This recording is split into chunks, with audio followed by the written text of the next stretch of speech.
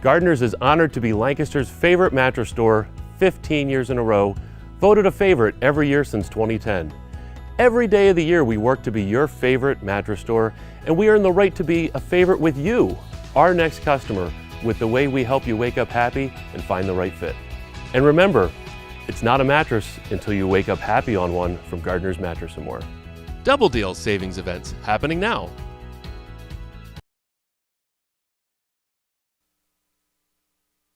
You're listening to the Bulldog Hour, getting you inside the Wilson football program with weekly game previews, recaps, highlights, and interviews.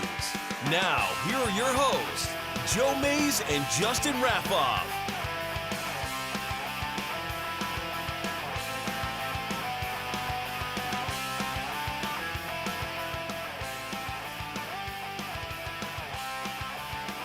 Good evening, everyone, and welcome back to the Bulldog Hour. I am Joe Mays here with you for episode 5 of the Bulldog Hour's 11th season, our 10th anniversary. And we are back with another great episode here as we are celebrating essentially the kickoff of the Pennsylvania high school football season. High school group got started with heat acclimatization practices last week.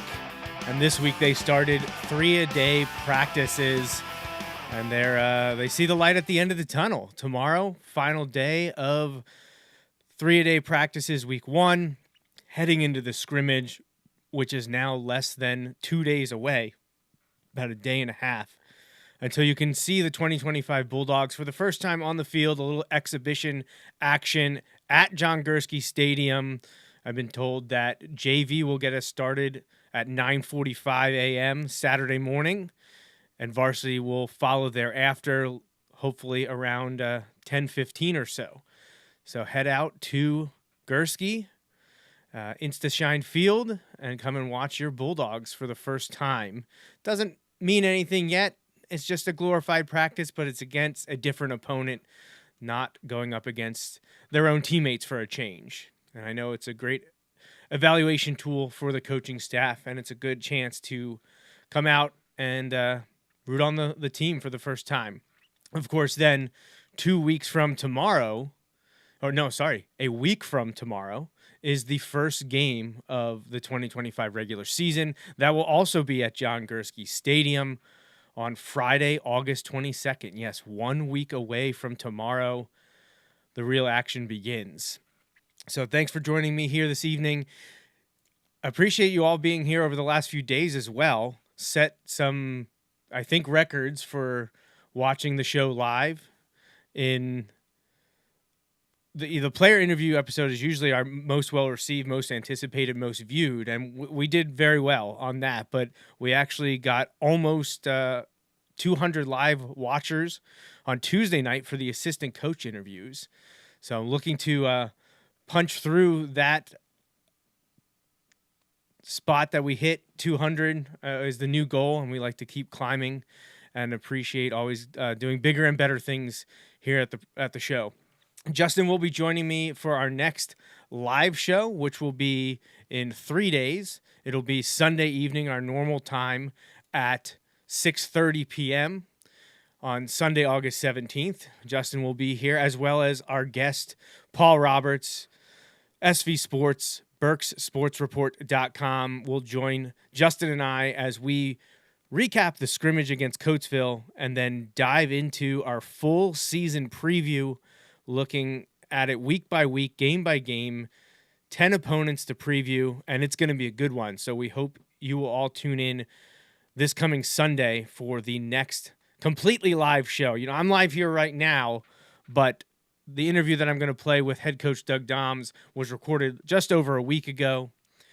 But our next live show, unscripted and unfiltered, is this coming Sunday, August 17th. I do want to take a moment to thank the people and businesses that allow us to keep doing this show here, starting primarily with Mays Sandwich Shop, my family business, and my dad, Bill Mays, for supporting us once again here in season 11. Check us out at ordermaze.com. And you heard in the intro, if you tuned in right at 8 o'clock, got to play a little commercial from Gardner's Mattress & More, and appreciate their support for the first time here at on the Bulldog Hour. Be sure to check out gardnersmattressandmore.com and head down to Lancaster for all your mattress bedding needs. S&S Mechanical have joined us for this season of the Bulldog Hour as well. Be sure to check out Steve and his business at ssfirstmechanical.com. For all your HVAC, heating, plumbing needs, check out S&S Mechanical. Again, website is ssfirstmechanical.com. Also appreciate Realtor Eric Weiser from ericweiserhomes.com, a realtor with Berkshire Hathaway Home Sale Realty. You can check him out. Office and cell phone numbers are listed. And again, his website is ericweiserhomes.com. Lastly, besides those 4 businesses that I just mentioned, we also want to thank our 2 anonymous donors helping out once again this season. Feel like they've been here since the start and appreciate their support continuing years and years since this all began. So May's Sandwich Shop, Gardner's Mattress and More, S&S Mechanical, Realtor Eric Weiser, and our 2 anonymous donors. All right, game schedule is up there, and you will get a deep dive into each of those games, as I said, coming up real soon this Sunday, as Justin and I will preview them each on the next live Bulldog Hour on August 17th. So I think that is it for the intro. I did mention we've been doing great viewership numbers. If you all can please like, subscribe, follow wherever, especially on YouTube, where I know a lot of you watch the shows, youtube.com/Wilson Bulldogs Football. We're up over 400 subscribers. We want to keep getting those numbers higher and higher so we can keep reaching more and more people. And I appreciate everyone that does like, follow, subscribe, rate and review, whatever. Just appreciate you all being here and supporting the show. So that's it for me. Let's dive into my interview with Wilson football head coach Doug Dahms, entering his 20th year as a head coach and 50th year overall on the Wilson football staff. It's about 30 minutes long. I'll be back to wrap it up then. I hope you all enjoy.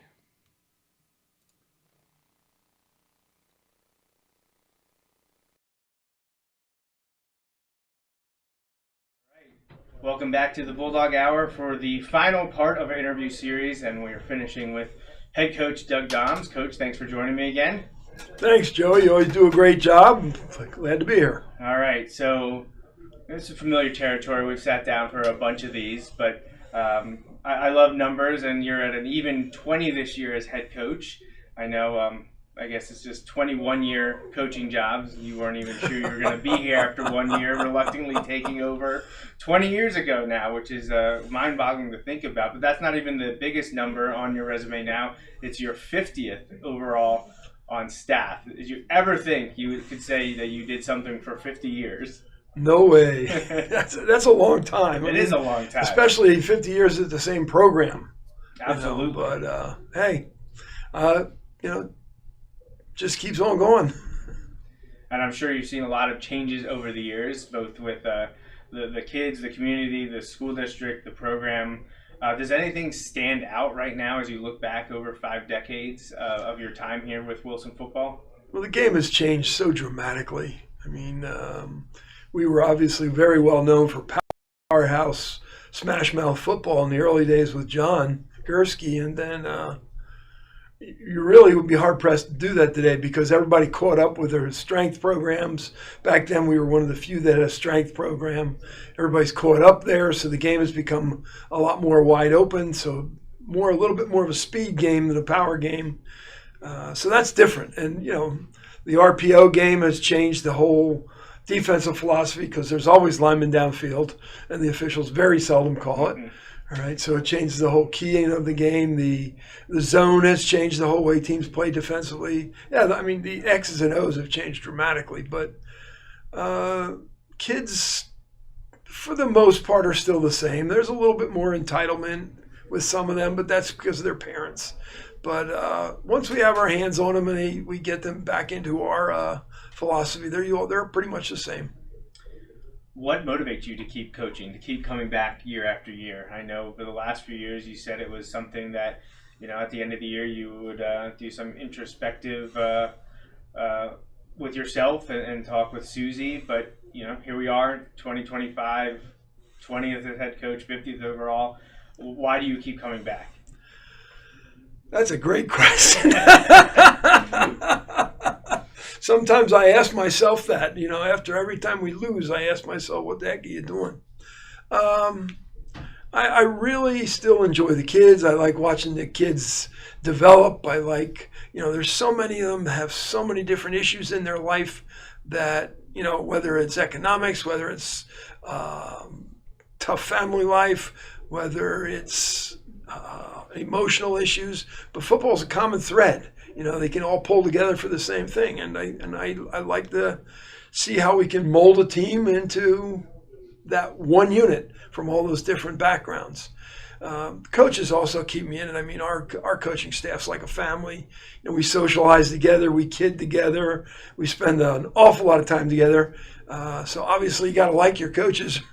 You got to like your staff when you spend more time with them probably than you do your family. But that's part of it, and we still have support from the community, which is big. I mean, you talk to some of these other coaches that are dealing with parental issues or community issues and things like that. We have support, and we've had it, and so it keeps me going year by year. You mentioned your coaching staff. It doesn't appear that there's any changes from 2024 into 2025. Pretty much running it back. Everyone returns. Yeah, at the high school level, a lot of changes in the middle schools, but at the high school level, everything's status quo. So before we dive into 2025, let's look back at last year one last time. Very successful year. District 3 championship game appearance, LL section championship, undefeated through the section. Just one last-minute loss to Nazareth is the only blemish in the regular season. When you look back to the successes of last year, what stands out to you? That was a team that could have struggled, and they just took it on themselves that they were going to win football games. And I think, obviously, the emergence of Maddox Gruber was huge as a quarterback and what he did as a quarterback, but everybody else played pretty darn good football. He had an awful lot of youngsters playing very, very important roles. And with the exception of, as you said, that last touchdown at Nazareth, which was somewhat questionable, we won't get into that. And other than that, the kids came to play. They came every week to play, and I think their game against Manheim Township was probably the highlight of the season for them, because on paper they were a much better football team than us, and we pretty much controlled the game. Harrisburg, well, that just gave us fuel for this year, trying to figure out how to cope with all that Division I talent. So because you'll see them all again. Because we'll see them all again, because they're all back, and I'm sure there's a few more added into the roster. So we'll make some changes and see what we can do. Yeah, I mean, it was a spectacular year. Even with the very close loss up at Nazareth, it still felt like your non-league slate really defined the football team, or let them know that they could do this, that they were a force to be reckoned with. Went through the league schedule pretty strong, pretty easy up until the township game, which seems to be the best game they played all year. They really put things together. Really a testament to the work of the coaching staff and the team and the senior group coming together, because I know inside, I think you all know what the expectations are and the confidence level of what's going to happen, but outside last year, seemed to be a lot of people doubting you. Does that serve as a motivation for, maybe not necessarily you, but do you think the team takes that to heart? I think they do, and I think I love the fact that Manheim Township was picked to win it all, and we were picked second or third, depending on who you talk to, and you kind of get the kids a little bit fired up about that. Like, how can anybody pick against you when you've won, 70% of the titles in the last, or 80% of the titles in the last 20 years?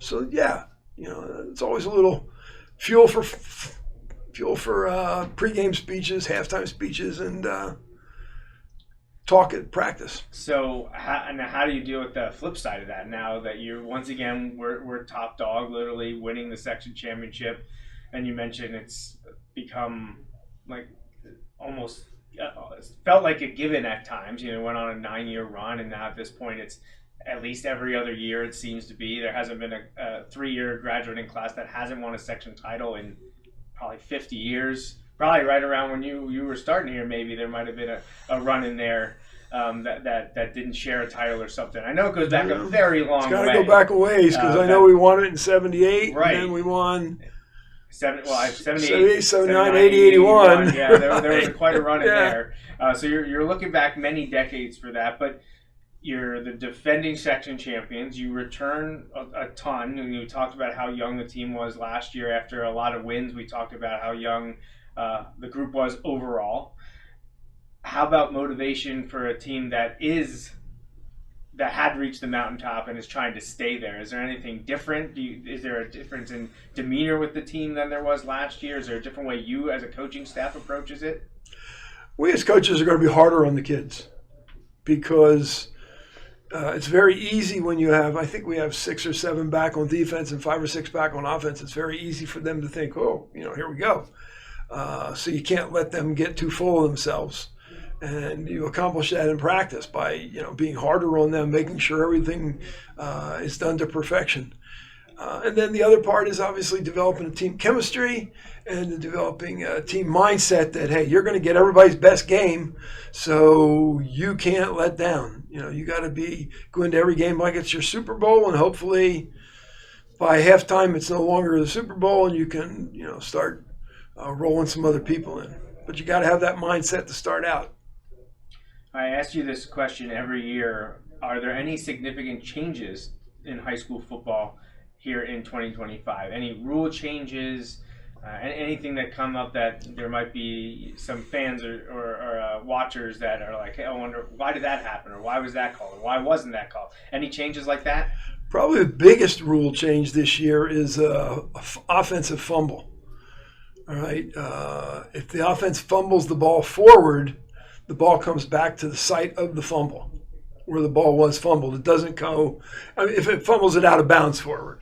Okay. So, for example, if you're on the 40-yard line and you fumble the ball forward and it goes out 5 yards down the field, it comes back to the 40. Okay. All right. If you fumble it backwards, it goes wherever it goes out of bounds or whatever. If you fumble and you recover it, it's wherever you recover it. Okay, so that's only if it goes out of bounds. That's only if it goes out of bounds. Okay. All right. The exception to that would be and that's between the goal lines. So right. If you were on the 3-yard line and you fumbled it forward and it went out of bounds, it's a touchback and the other team gets the ball. Sure. That's a big change right there. And other than that, they kind of clarified the celebration. They said they're fine with teams celebrating a touchdown. All right, but obviously you can't celebrate at the other team, and you can't do any of the stuff that teams are starting to do now where they're like shooting guns or shooting a bow and arrow or stabbing, anything that would indicate some type of weaponry or violence. Sure. Yeah, that's an automatic 15. So, But they did seem to say that they were going to let the other part of the celebration, if you jump up and down and dance, they were going to let that go. As long as it's focused on your team and your teammates and not directed at the opponent. But as always, it'll be referee's discretion. Right, so. Yeah, which we know can get a little bit dicey from time to time. You bet. Sure. Well, we know about Harrisburg. We already talked a little bit about them, that they're returning a ton of talent. Almost their entire roster of D1 players were juniors last year. Correct. Mickens is back.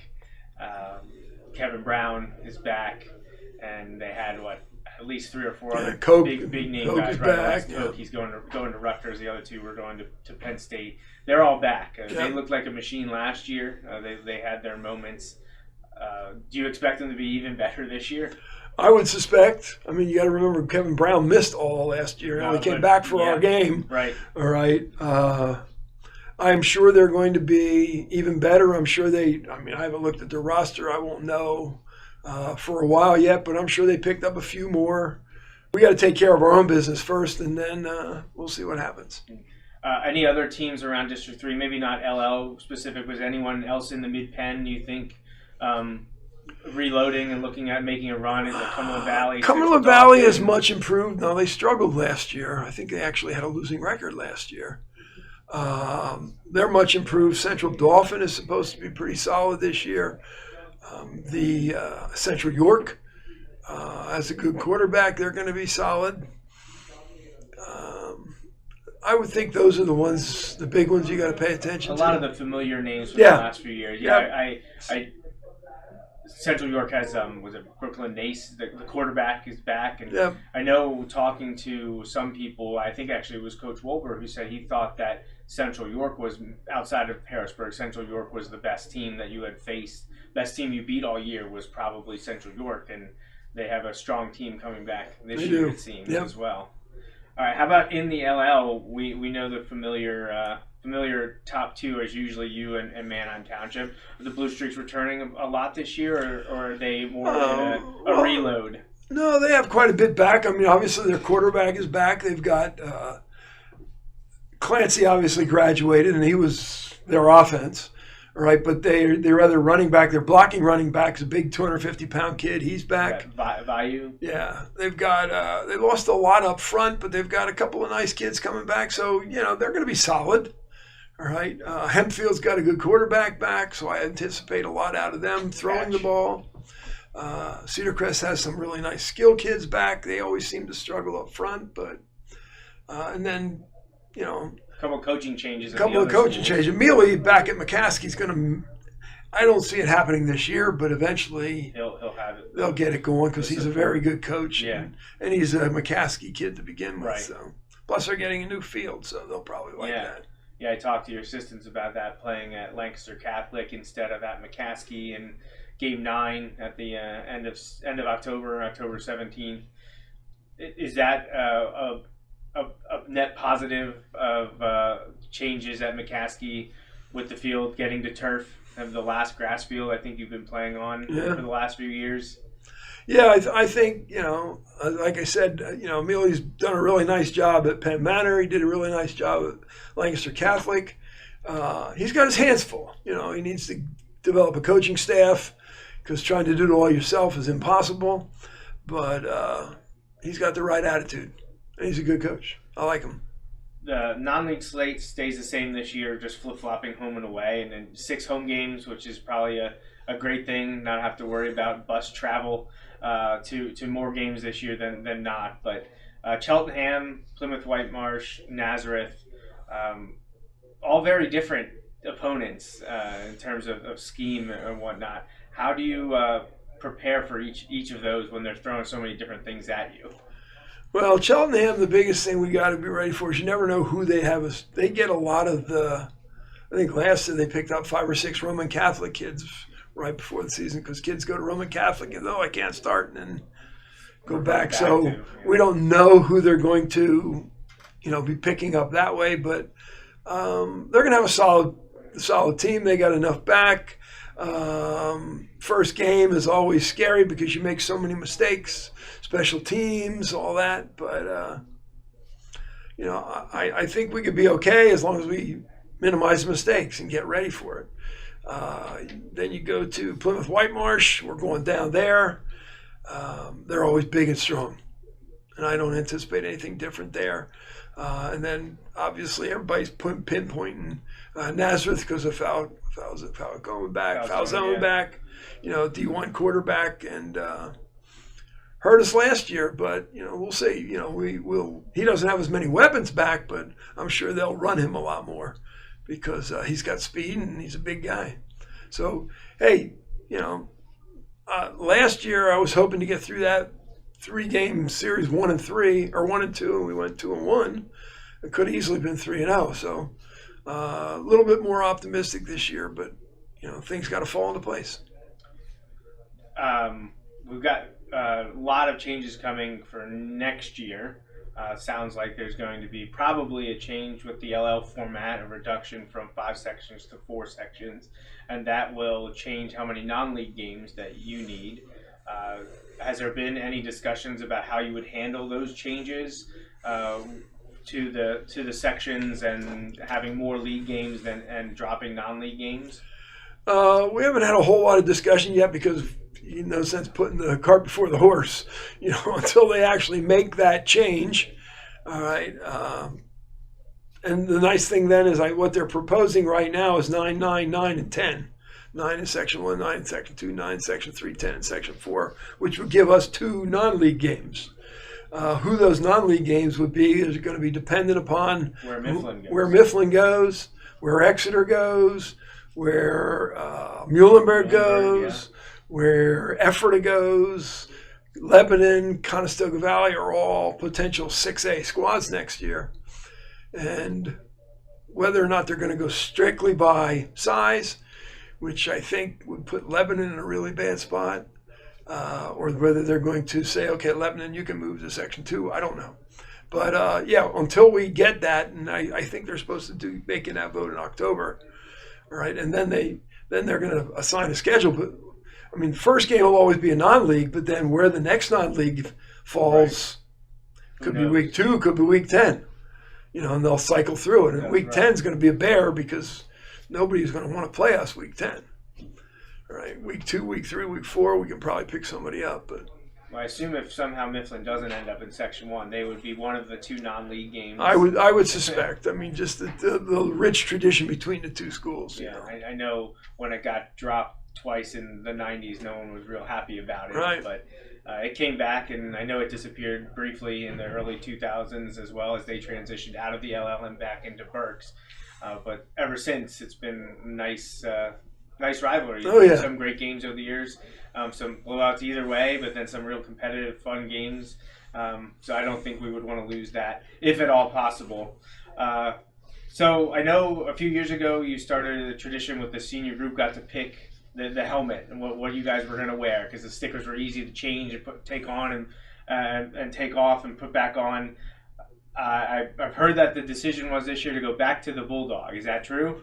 We are back to Bulldogs. Both sides? Both sides, yeah. All right. So what kind of discussions did you have? Was it with all the seniors? Was it a select group? How does that work? This was Coach Palm's idea a couple years ago, because I'm a little old school and I don't change very quickly. But he said, what if we give them a little bit more control? And something as simple as what they want on their helmets. And I said, okay, it's white helmets, single stripe, what they want on the side, we'll leave it up to them. So we've gone back and forth. It's kind of funny because you hear some people in the community say, oh, this or that. Well, we've gone from having a football on the side, having to wear Bulldogs on the side, having a Bulldog on the side. So, we just put it out to the seniors. They get together and they decide what we're going to do. I think one year we had different things on both sides. Yeah. But this year they wanted the Bulldog on both sides. So we're back to the actual picture of a Bulldog on both sides. Yeah, well, I know in 2019 for the 75th season, we did a bit of a throwback to the 94 season for the 50th season with the Bulldog with the numbers inside. Right, with the 75. And then on the other side, it was the first time to bring back I call it the retro W inside the football logo that was worn I think late 60s through the 70s. Most of the 70s until the late 70s is when the Bulldog came on the helmet. And it's really flip-flop back and forth. Sometimes it's both sides had the retro logo. Sometimes was a coach who came up with the script logo a few years ago. The kids. The kids came up with that. Okay, I know that was what was used last year on both sides of the helmet. But you're right. I do hear from some people that want we're the Bulldogs. I want to see a Bulldog on the side of the helmet. So when I heard that was the choice, I let a few of them know because I know they were going to be super excited. I do like that you leave that up to them. It's a small bit of ownership of the team and the program of when they're at the top and when they're the big dogs. They can make that decision.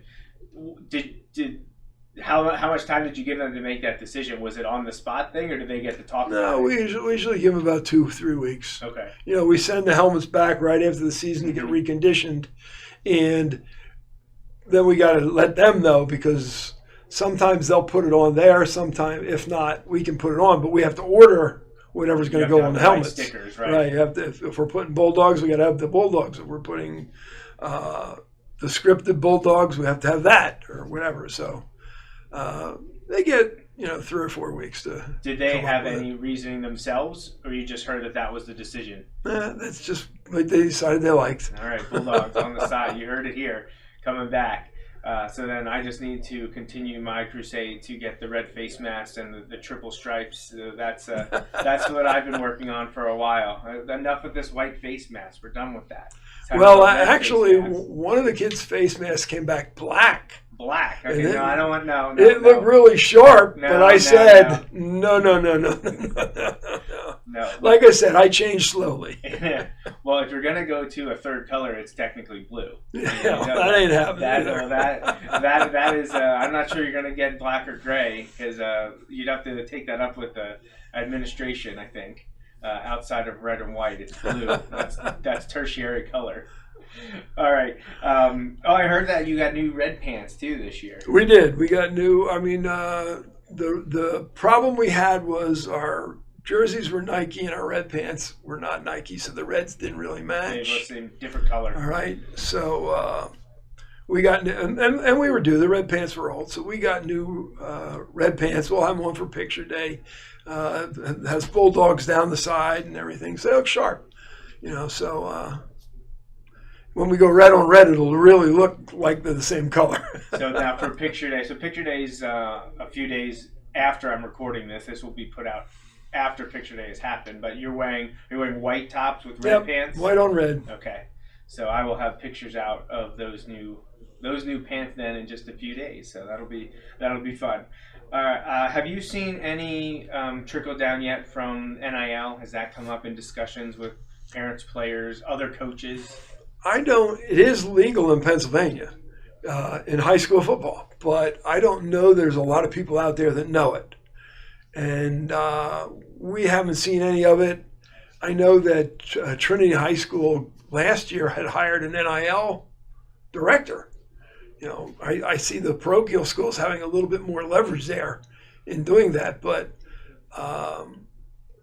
as long as if they're going to enforce the transfer rules, it kind of negates a lot of the NIL stuff.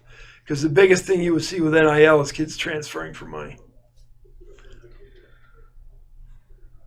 Any new faces from outside the program? Anyone move in this year into the district? I know last year we talked about Malachi Tolles had come in from Milton Hershey, and I know he wasn't allowed to play in the playoffs because of it. Are there any new players this year from outside of Wilson?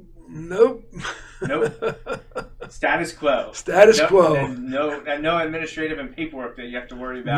No, nothing to worry about. Transfers or anything. At least they haven't showed up yet. How about if you look at the roster for this year?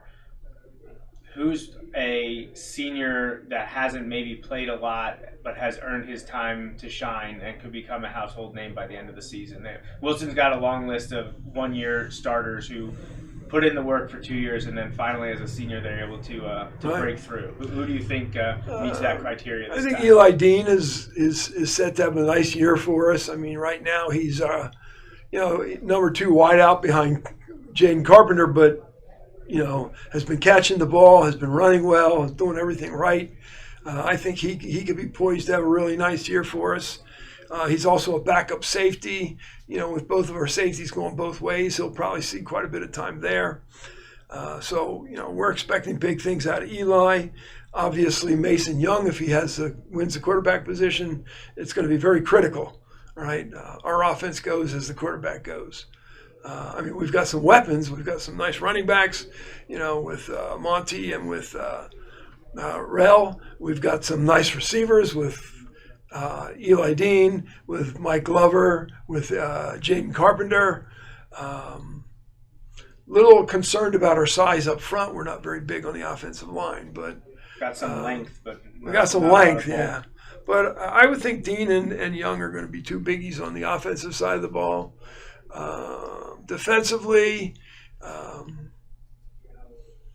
I think that Barima Archimpong has been doing a really nice job in pass rush stuff and things like that. Jay-Z Hector and Malachi Tolles have been doing a pretty nice job at the tackles. Malachi played quite a bit last year, but Jay-Z didn't. And after that, there's a couple we'll wait and see. Now, you mentioned the quarterback position, and it's still competition. Mason Young, the senior, Cole Peterson, a junior. We talked to the coaches and the kids. Also brought up Johnny Challenger, who's only a sophomore.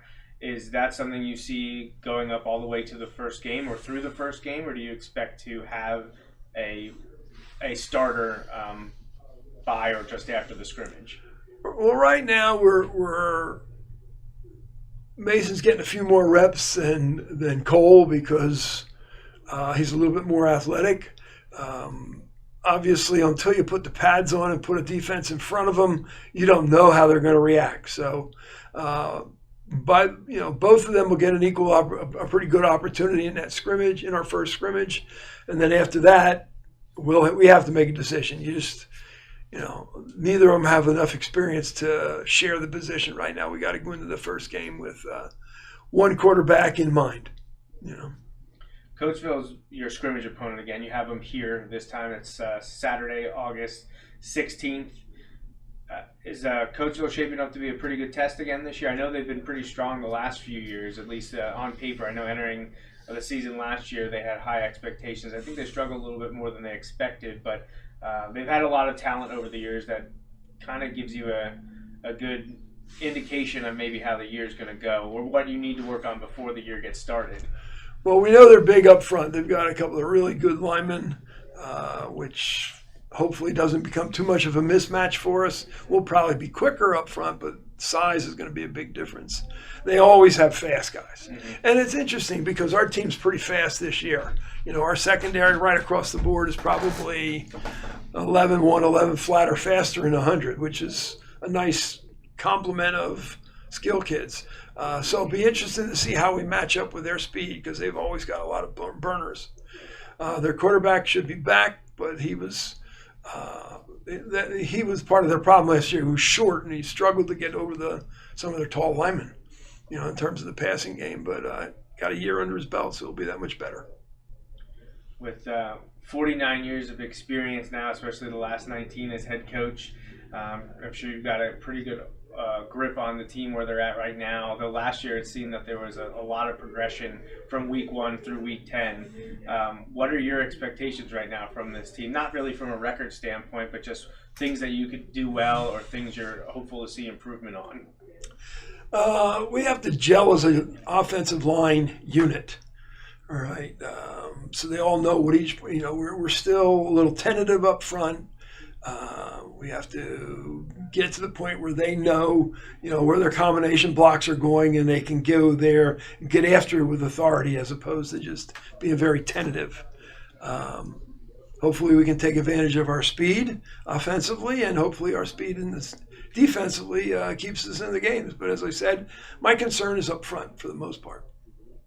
All right. Well, last thing is just, what's your message to the Wilson football fans and the community as we get ready to start on another season here at Gursky? It kind of brings me back, maybe 35 or 40 years when we were at a scrimmage and Bernie Stoppeye was our offensive line coach. And we had an offensive guard. I won't mention his name. He'll know it if he hears this. All right. And he had just blown a blocking assignment, and Stoppeye was a little bit on him and saying, you got to do, and he looked and he said, I'm doing the best I can. And I think if our players are doing the best they can this year, and they actually are doing that, then we're going to have a pretty successful year. All right. Well, Coach, I know the goal is always at least one win. You think that you'll get to one win this year? I'm hoping we can get at least one if we're lucky. If we're lucky. You're lucky. Yeah, if we're lucky. If we're really lucky, we might get 2. All right. Well, then Justin and I will bank on talking to you after those 1 or 2 wins. Bring the 4-leaf clovers and. But with so many games at Gursky, I hope it's more than just 1 or 2. And Justin and I will talk to you, your coaches and players, after each of those 1 or 2 Wilson victories. Well, if it's only 1 or 2, you can guarantee I won't be coaching next year. One game at a time, 1 year at a time. We'll cross that bridge when we need to. But thank you so much, Coach, for joining me again, and good luck this season. Thank you, and thanks for all you do.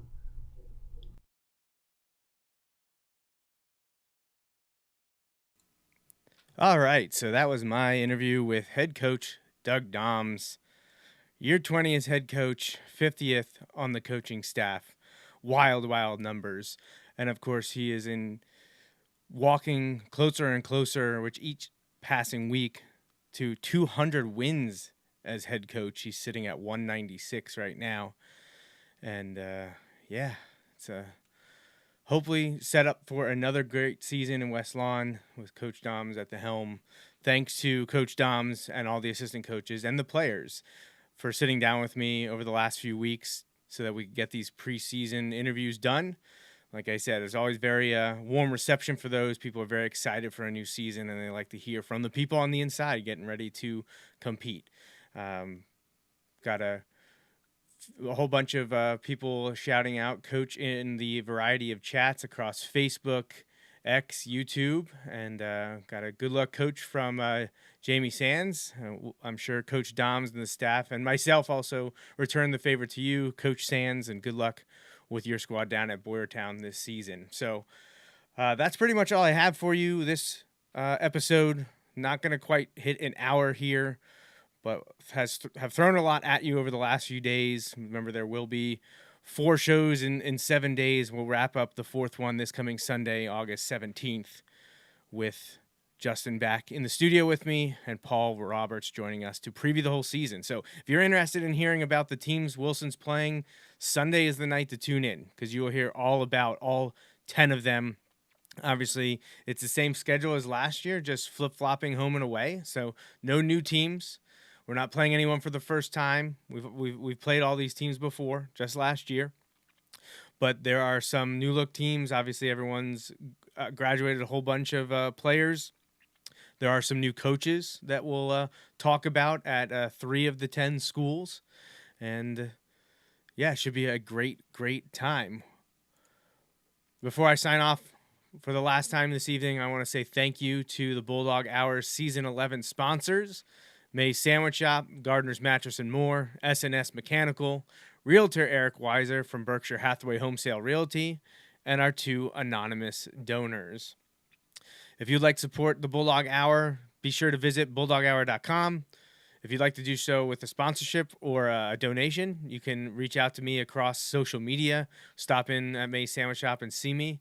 Always like to talk with Bulldog fans and appreciate anyone that wants to throw some support our way. Justin's not here to say it, but I'll remind you, like and share. Head to our social media, Bulldog Hour and Wilson Bulldogs or Wilson Bulldogs Football on Twitter X, Facebook, Instagram. There is a TikTok. Obviously, there's a YouTube. Please subscribe on YouTube. Yeah, like, share, whatever. Just help spread the word, get more people in here. The more people around, the bigger and better we can make the show and cover as many, not just Wilson football topics, but as many Wilson topics as possible. We're full speed ahead with Wilson football now with the season underway, but we do like to get to events through the winter and spring as well. And the more people that consume our content, the easier it is to be able to do the things that we want to do. So I think that's it. Hope you all are planning on going to Gursky Stadium this Saturday, August 16th, for the scrimmage against Coatesville, 9:45 JV, about 10:15 for varsity, and get a good look at the 2025 Wilson football team. That'll do it. So for Justin Raffoff and the Wilson football program, I'm Joe Mays. Until next time, remember, go Bulldogs. Thanks for listening to this week's episode of the Bulldog Hour. Want more Wilson football? Follow the show on Facebook, Twitter, and Instagram. Subscribe to the podcast on iTunes and SoundCloud. Or visit www.bulldoghour.com. The Bulldog Hour is a featured program on jmnjrradio.com.